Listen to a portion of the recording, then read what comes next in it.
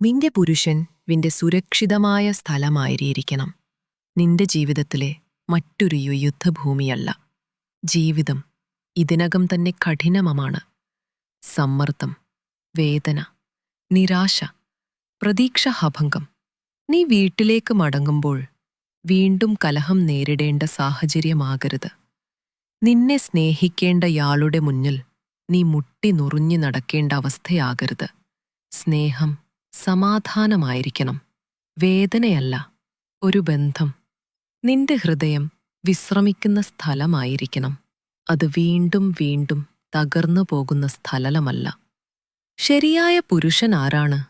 അവൻ നിന്റെ കൊടുങ്കാറ്റിലെ ശാന്തിയാണ്.